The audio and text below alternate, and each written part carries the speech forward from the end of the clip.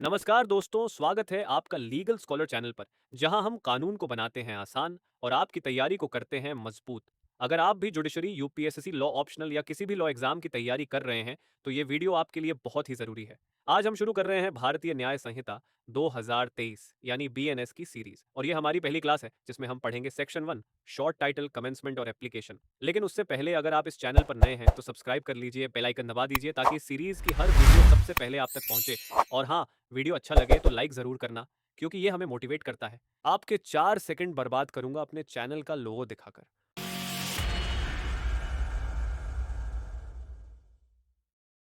अब क्लास शुरू करते हैं। बीएनएस का सेक्शन 1। पहला पॉइंट, इस कानून का नाम क्या है?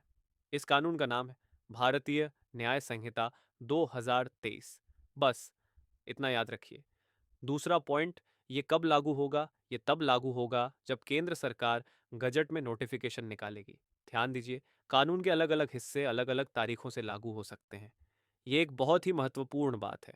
तो अगर आपसे पूछा जाए कि क्या एक ही दिन सब लागू होगा, तो जवाब होगा नहीं सरकार। जरूरत के अनुसार किसी प्रोविजन को बाद में भी लागू कर सकती है। तीसरा पॉइंट, ये कानून किन पर लागू होता है? ये कानून हर व्यक्ति पर लागू होता है, चाहे वो भारतीय नागरिक हो या विदेशी। अगर कोई व्यक्ति भारत की सीमा में कोई ऐसा काम करता है जो इस कानून के खिलाफ है, तो उसे सजा मिल सकती है। यहां तक तो बात सीधी है, लेकिन असली मजा अब शुरू होता है। अब आते हैं इस एक्ट की खास बात पर। इसकी सीमा सिर्फ भारत तक सीमित नहीं है। अगर कोई भारतीय नागरिक विदेश में जाकर अपराध करता है, जैसे हत्या, चोरी, धोखाधड़ी, तो भी उसे इस कानून के तहत ट्रायल किया जा सकता है। जैसे मान लीजिए कोई भारतीय अमेरिका में जाकर अपराध करता है, तो उसे ऐसा माना जाएगा कि उसने वो अपराध भारत में किया है और उसी के अनुसार उसे सजा मिलेगी। इसे कहा जाता है बीएनएस का एक्स्ट्रा टेरिटोरियल ऑपरेशन।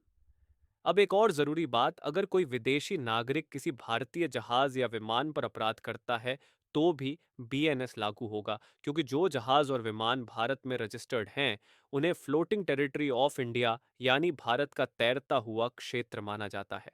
अब साइबर क्राइम की बात करें। अगर कोई व्यक्ति विदेश से बैठकर भारत के किसी कंप्यूटर सिस्टम को टारगेट करता है, तो भी बीएनएस उस पर लागू होगा। मतलब, चाहे अपराधी भारत में हो या ना हो, अगर अपराध भारत के खिलाफ है तो वह इस कानून के अंतर्गत आएगा। अब समझिए, टेरिटरी ऑफ इंडिया का मतलब क्या होता है। भारत का मतलब सिर्फ इसका नक्शा या जमीन नहीं है।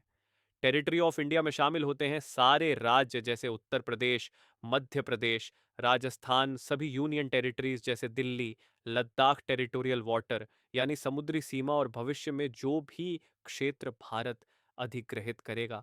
अब अंतिम और बहुत जरूरी बात, बीएनएस कहता है कि अगर कोई अपराध विदेश में किया गया हो, लेकिन अगर वही अपराध भारत में होता तो वो सजा के योग्य होता, तो उसे भी अपराध माना जाएगा। जैसे अगर कोई पति विदेश में अपनी पत्नी को दहेज के लिए प्रताड़ित करता है, तो भी उसे भारत में दंडनीय माना जाएगा। तो दोस्तों, सेक्शन 1 की एक लाइन में बात समझ लो। पीएनएस भारत में हर व्यक्ति पर लागू होता है, और कुछ मामलों में भारत के बाहर हुए अपराधों पर भी। अगर ये वीडियो आपको मददगार लगा हो तो कृपया लाइक करिए, चैनल को सब्सक्राइब करिए और बेल आइकन दबाइए, ताकि अगले पार्ट की नोटिफिकेशन आपको मिल सके, क्योंकि ये पूरी बीएनएस की सीरीज हम लेकर आ रहे हैं। एकदम कवर टू कवर, बिल्कुल आसान और परीक्षा के लिए परफेक्ट तरीके से मिलते हैं। अगली क्लास में लीगल स्कॉलर के साथ।